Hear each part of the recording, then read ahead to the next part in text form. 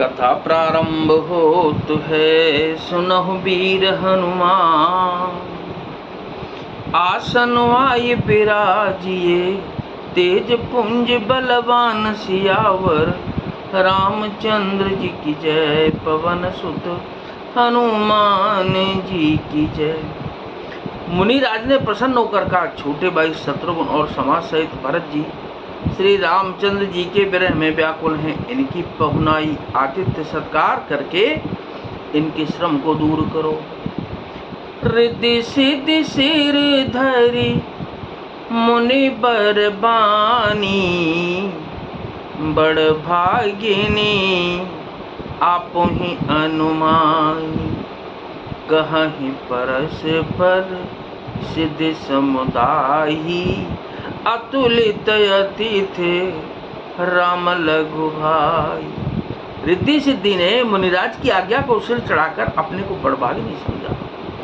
सब सिद्धियां आपस में कहने लगी, श्री रामचंद्र जी के छोटे भाई भरत ऐसे अतिथि हैं जिनकी तुलना में कोई नहीं आ सकता। मुनिपद बंद कर सोए आजू, होई सुखी सब राज समाजू। अस कहि रचेउ रुचिर ग्रह नाना, जेह बिलो के बिल खाहि बेमाना। अतः मुनि के चरणों की वंदना करके आज वही करना चाहिए जिससे सारा राज समाज सुखी हो। ऐसा कहकर उन्होंने बहुत से सुंदर घर बनाए, जिन्हें देखकर विमान भी बिलखते हैं, लजा जाते हैं। भोग विभूति भूरि बर राखे, देखत जिन्हि अमर अभिलाषे। दासी दास साचु सब लीने, जोगबत रहि मनहि मनु दीने। उन घरों में बहुत सी भोग, इंद्रियों के विषय और ऐश्वर्य ठाट बाट का सामान भरकर रख दिया, जिन्हें देखकर देवता भी ललचा गए। दासी दास सब प्रकार की सामग्री लिए हुए मन लगाकर उनके मनों को देखते रहते हैं, अर्थात उनके मन की रुचि के अनुसार करते रहते हैं। सब समाज सज सिद्धि पल माही, जे सुख सुख गुरु सपने उनाही। प्रथम बास दिए सबके ही, सुंदर सुखद जथा रुचि जेही। जो सुख के समान स्वर्ग में भी स्वप्न में भी नहीं है, ऐसे सब सामान्य सिद्धियों ने पल भर में सज दिए। पहले तो उन्होंने सब किसी को जिसकी जैसी रुचि थी वैसे ही सुंदर सुखदायक निवास स्थान दिए। बहुरिस परिजन भरत कहूँ, ऋषिय से आय सुदीन। विधि विसमय दायक विभव, मुनिबर तपबल कीन। सियावर रामचंद्र जी की जय, पवन सुत हनुमान जी की जय। और फिर कुटुंब सहित भरत जी को दिए, क्योंकि ऋषि भरद्वाज जी ने ऐसी आज्ञा दे रखी थी। भरत जी चाहते थे कि उनके सब संगियों को आराम मिले, इसलिए उनके मन की बात जानकर मुनि ने पहले उन लोगों को स्थान देकर पीछे सपरिवार भरत जी को स्थान देने के लिए आज्ञा दी थी। मुनि श्रेष्ठ ने तपोबल से ब्रह्मा को भी चकित कर देने वाला वैभव रच दिया।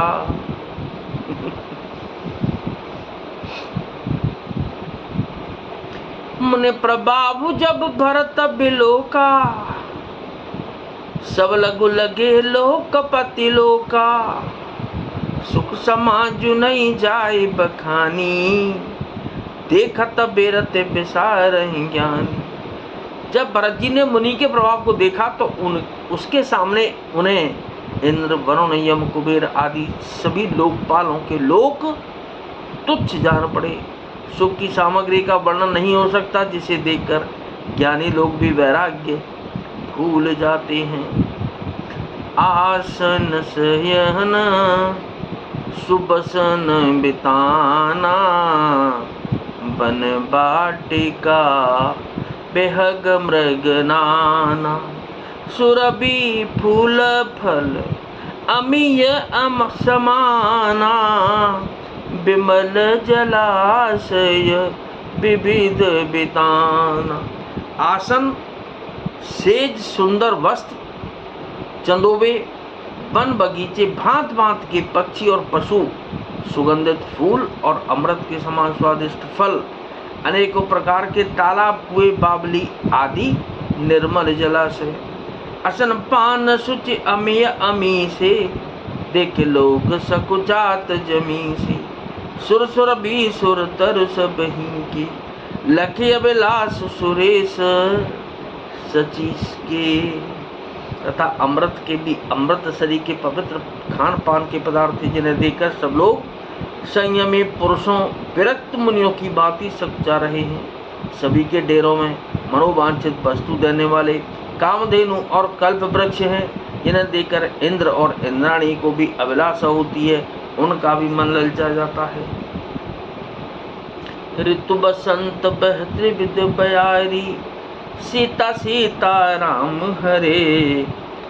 सब कह सुलभ पदारथ चारी, राम राम राम राम राम हरे।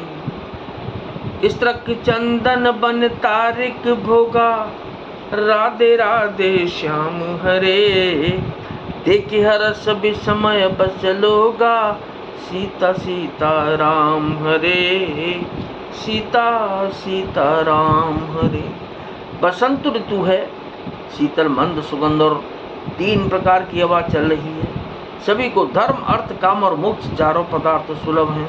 माला, चंदन, स्त्री आदिक भोगों को देखकर सब लोग हर्ष और विषाद के वश हो रहे हैं।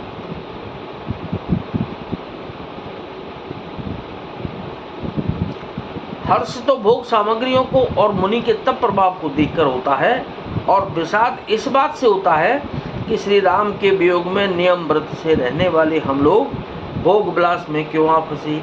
कहीं इनमें आसक्त होकर हमारा मन नियम व्रतों को न त्याग दे।